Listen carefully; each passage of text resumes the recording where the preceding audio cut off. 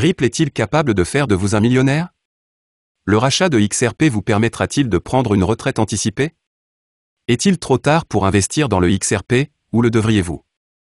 D'après le procès en cours, tout semble aller pour le mieux pour Ripple, et grâce au XRP, nous pourrons bientôt prendre notre retraite jeune. Ne manquez pas de rester à l'écoute jusqu'à la fin pour en savoir plus. Sur Twitter, le PDG de Ripple, Brad Garlinghouse, a annoncé que son entreprise avait racheté ses actions de série C, principalement vendues aux investisseurs en décembre 2019, afin d'aider à lever des fonds pour une valorisation de 15 milliards de dollars. Cela a rendu la plupart des amateurs de crypto heureux car cela aura un impact positif sur le prix du XRP.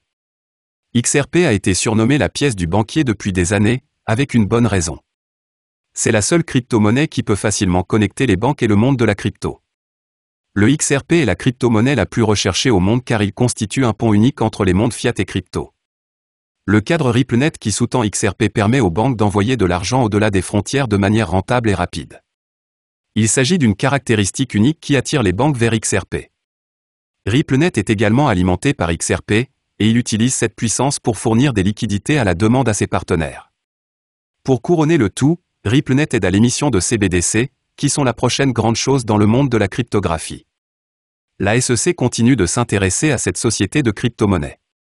La Security and Exchange Commission, SEC, a poursuivi Ripple, alléguant que ses dirigeants ont vendu 1,3 milliard de dollars de XRP dans le cadre d'une offre de titres non enregistrée. D'autre part, Ripple a combattu la plainte, affirmant que le XRP n'est pas et n'a jamais été une valeur mobilière. Le terme ralentissement ne fait pas partie de leur vocabulaire, selon Brad. Malgré les difficultés rencontrées par l'entreprise, 2021 a été la meilleure année pour Ripple. La mission de l'entreprise est ce qui la pousse à aller sur la Lune. Ripple Lab fournit des liquidités aux entreprises et permet des paiements transfrontaliers rapides et sécurisés dans le monde entier. L'entreprise a fait des progrès considérables en collaborant avec les meilleurs et les plus brillants du secteur. Cela devrait permettre à cette entreprise de se démarquer de la concurrence. Le réseau affiche désormais un volume quotidien de plus de 10 milliards de dollars. Ripple Lab travaille jour et nuit à l'élaboration d'un certain nombre de fonctionnalités pour sa plateforme RippleNet. Il travaille avec des développeurs du monde entier sur les CBDC, les NFT, les ponts d'interopérabilité, etc. Ripple est une force avec laquelle il faut compter, et cette entreprise sera bientôt intouchable. D'autre part, cette crypto est en route pour la Lune. À part cela, passons aux choses sérieuses avec l'affaire Ripple contre SEC. Le PDG de Ripple Lab, Brad Garlinghouse, a reproché à la SEC de ne pas suivre ses propres règles. Brad est également un dirigeant dans le procès Ripple vs. SEC. Il affirme que depuis le peu de temps qu'il travaille avec la SEC, il a appris à quel point il est ironique pour l'agence de fournir des informations critiques. Je suppose qu'ils ne suivent pas leurs propres règles, a déclaré Brad Garlinghouse. Mais qu'est-ce qui fait dire cela à Brad? Selon Brad Garlinghouse, la SEC ne se soucie guère que les États-Unis prennent du retard en matière de réglementation. C'est parce que la SEC semble n'avoir d'autre objectif que de protéger sa propre juridiction, même si cela signifie nuire aux citoyens américains. Brad Garlinghouse s'est fait l'avocat d'un cadre réglementaire plus ouvert. Il affirme que la stratégie de la SEC est inefficace. En fin de compte, la SEC place la politique avant la politique. Cela ne profitera en aucun cas aux États-Unis. Nous comprenons si vous vous demandez d'où vient tout cela. Stuart Alderoty, l'avocat général de la société Ripple, a lancé un fil de discussion sur Twitter, ce qui a incité Brad à répondre. Le décret de Biden a estimé que 40 millions d'Américains possèdent aujourd'hui des crypto-monnaies, grâce à la SEC qui insiste pour dire que tous les jetons, ou la plupart d'entre eux, sont des titres, et que les bourses américaines gèrent des bourses de titres illégales, a déclaré Stuart sur Twitter. Lesquelles, si vous demandez? Pas de réponse. Pas de divulgation. Supposons que vous ayez suivi l'affaire SEC contre Ripple. Dans ce cas, vous savez probablement que ce n'est pas la première fois que la SEC est exhortée à créer des réglementations plus claires pour le monde des crypto-monnaies. Toute entreprise liée aux crypto-monnaies devrait être en mesure d'éviter d'enfreindre les règles et règlements de la SEC grâce à cette affaire. La SEC a explicitement déclaré que ces règles sont simples et faciles à comprendre, de sorte que les supplications des experts du secteur sont restées sans réponse. La SEC n'étant pas disposée à fournir un cadre réglementaire clair, le secteur des crypto-monnaies s'en remet à un décret publié récemment par l'administration de Joe Biden. Ce décret décrit comment les agences fédérales devraient collaborer pour créer un cadre réglementaire unifié pour le secteur des crypto-monnaies, permettant à cette classe d'actifs naissantes de prospérer tout en protégeant les investisseurs et l'économie de ces risques. Ripple s'est engagé dans la durabilité depuis le début, et ses décisions de conception et de développement reflètent cet engagement. Pour cette raison, le ledger XRP, open source et décentralisé, a de nombreux adeptes.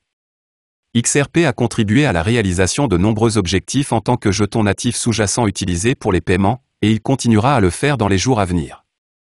Après tout, XRP est la seule crypto-monnaie capable de détrôner Bitcoin en tant que roi du monde de la crypto-monnaie.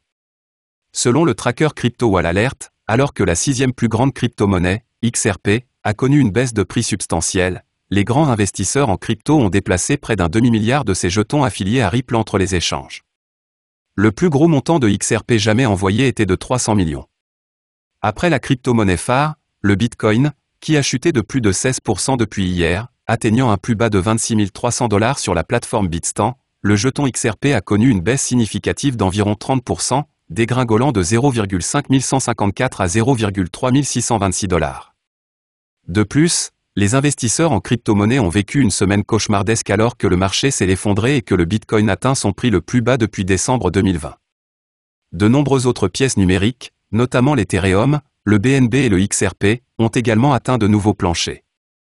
La crise a éclaté après l'effondrement du stablecoin Terra, qui était conçu pour s'échanger une avec le dollar américain. Terra USD, UST, la 11e crypto-monnaie la plus précieuse en termes de capitalisation boursière, est un stablecoin algorithmique qui utilise des contrats intelligents pour maintenir sa valeur aussi proche que possible de $1. Cependant, après avoir oscillé autour de $1 pendant près d'un an, il a plongé à 29 cents hier, réduisant sa capitalisation boursière de plus de 45 milliards de dollars à moins de 5 milliards de dollars. Il est remonté depuis à 62 cents, mais il est encore loin d'atteindre $1. Le cours de Luna, la pièce de soutien de Terra, a également chuté de façon spectaculaire, passant de 86 $ en début de semaine à 20 cents aujourd'hui. La disparition de Terra a eu un impact sur de nombreuses crypto-monnaies, dont la plus notable est le Bitcoin. Le BTC se négocie actuellement à 27 236 $, son plus bas niveau depuis avant le boom des crypto-monnaies fin 2020. Depuis son pic à 69 000 $ en novembre 2021, le Bitcoin a perdu près des 2/3 de sa valeur. L'Ethereum se négocie actuellement à 1882 $, un niveau qui n'avait pas été atteint depuis juillet de l'année dernière. Alors que la panique se répand sur les marchés, les prix de Dogecoin, Solana, Cardano, BNB, Polygon et d'autres crypto-monnaies se sont effondrés cette semaine. Si l'effondrement de Terra a été la principale raison pour laquelle le marché des crypto-monnaies a perdu près de 1000 milliards de dollars cette semaine, d'autres facteurs tels que l'inflation croissante et l'invasion de l'Ukraine par la Russie ont aggravé la crise.